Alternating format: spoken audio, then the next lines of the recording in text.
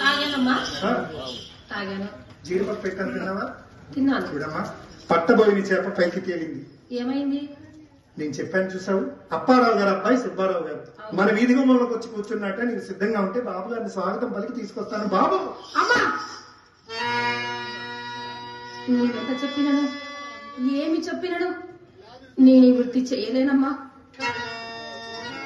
పాడు వృత్త, పాడికుండలాంటి వృత్తి. నీలాంటి వయసులో ఎంత గడించుకుంటే వార్ధక్యంలో అవే మనకు దిక్కవుతాయి. అమ్మా, నీవేమి చెప్పినను నా మనసు, నా తనువు అంతా శ్రీకృష్ణ పరమాత్ముడి మీదే లగ్నం చేశానే. మంచిదమ్మా, దైవ భక్తి పాప భీతి ఉండడం చాలా మంచిదే. నీ మనస్సు ఆ శ్రీకృష్ణ పరమాత్ముడికి అంకితం చేశాయి, నాకు ఎటువంటి అభ్యంతరం లేదు. కానీ నవమాసాలు మోసి కష్టపడి బంగార బొమ్మలా పెంచినటువంటి ఈ శరీరం నాకు కావాలి. దీని సంగతి వచ్చిన వాడు చూసుకుంటానికి సిద్ధంగా ఉండు. అమ్మా, నువ్వు నన్ను కన్నావా? ఎక్కడైనా కొని తెచ్చావా?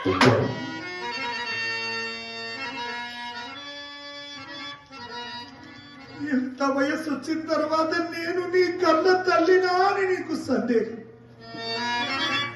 ఇది పాడు వృత్తని నేను మా అమ్మని అడగలేదు, మా అమ్మ వాళ్ళమ్మని అడగలేదు. పెద్దవాళ్ళెవ్వరికి కాని నాని పాడుతనం ఈ వృత్తిలో నీకేం కనిపించిందమ్మా? మన గురించి, మన వృత్తి గురించి రెండు విషయాలు చెప్తాను, విని అర్థం చేసుకోవడానికి ప్రయత్నించు. మనల్ని దేవరాశిగా భగవంతుడే పుట్టించాడా? లేదు తల్లి, లేదు. ఊర్లో పెత్తందారులు, మోతపరిదారులు వాళ్ళ అవసరాలు తీర్చుకోవడానికి దేవుడి పేరుతో మెళ్ళో మంగళసూత్రం తగిలించి ఊరమ్మని సొత్తుగా బ్రతకమని శాసిస్తున్నారు. సమాజంలో అందరికీ పిల్లలు పుడతారు, అలాగే మనకి పిల్లలు పుడతారు. అలా పుట్టే పిల్లకు నేను తండ్రిని అని చెప్పుకునే ధైర్యం ఈ సమాజంలో ఏ మగాడికైనా ఉందేమో ఒక్కసారి అడిగి చూడమ్మా. కొట్టిదమ్మా, కొట్టిది. మనం పూజకు పనికిరాని పుష్పాలం మన బ్రతుకు ఇంతే.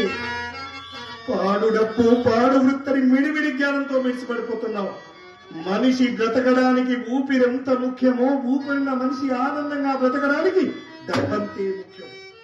రోజులు ఎలా ఉన్నాయో తెలుసా? కోటీశ్వరుడు కూడా కోటా బియ్యం కోసం క్యూలో నిలబడిపోతున్న రోజులు. మరటువంటి పెద్దవాళ్లే సిగ్గు ఎక్కువ మానేసి ఎగజారిపోతుంటే మనం ఎందుకు మానేయాలి? నేను ఇన్ని విధాలా చెప్తున్నా, నువ్వు మాట లెక్క చేయకపోతే విడిచిపడుతున్నా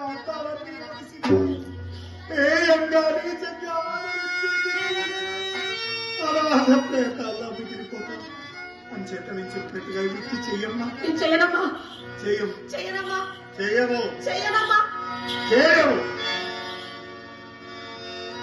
నీ చేత ఈ వృత్తి ఎలా చేయించాలో నాకు బాగా తెలుసు. ఎలాగో ఓయాసిస్ వంటలా తయారయ్యో నాకు. ఇలా నువ్వు మేడ మీదకి వెళ్ళి ఒక తాడు తీసుకురా. అమ్మా, అమ్మా, తాడెందుకే? అవును, ఎందుకు? ఉరేసుకొని చచ్చిపోతాను.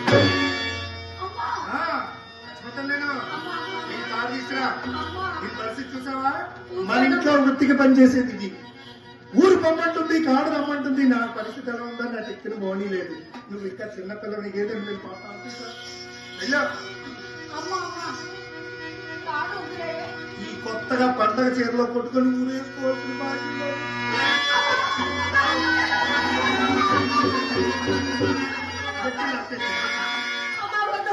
చెట్టిలాకే చచ్చిపోతాడు.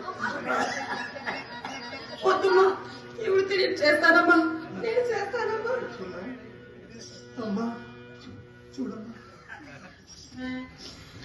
నిన్ను కష్టపెట్టాలని కాదమ్మా, మన భక్తి గడుపుకోవాలి కదమ్మా. మనకి పెన్షన్ రాదు కదమ్మా, చెప్ప మన ఇల్లు గడవాలి. నువ్వు దైవారాధన చేసుకోమ్మా.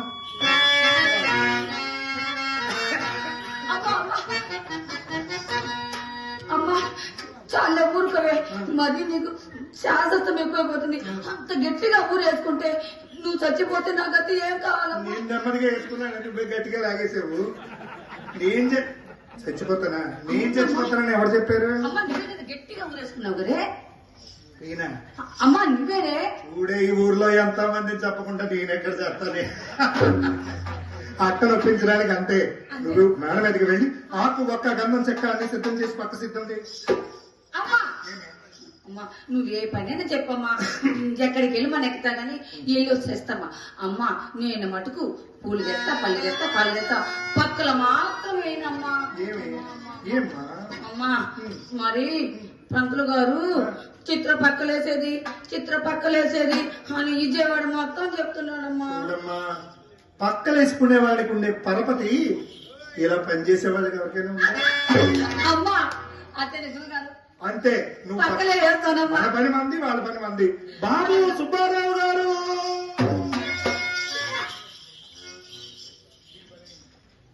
ఎన్నిసార్లు అక్క నేనేం చేయను చెప్పు. చెప్పకుంటే అమ్మ తిట్టుంది, చెప్తే నువ్వు తిట్టావు. నేనేం చేయను చెప్పు. ఇలాంటి రాకపోతే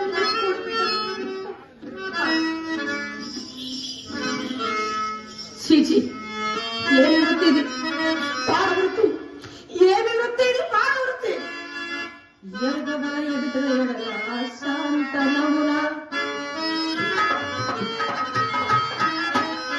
సంధింపవలయునాన్ని వేగమెల్లా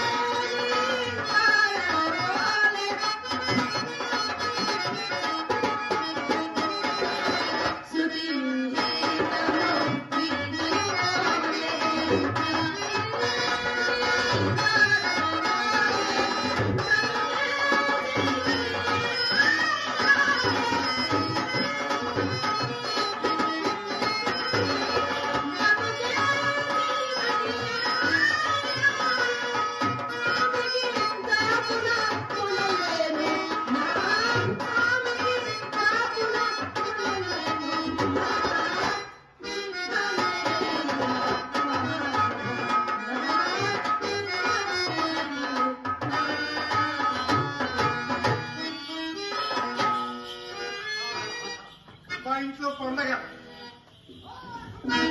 అప్పారావు గారు, అబ్బాయి సుబ్బారావు గారు, రండి రండి రండి దయచేయండి, తమరి కాక మాకెంతో సంతోషం సుమండి, రండి రండి రండి మరి రాక మాకెంతో సంతోషం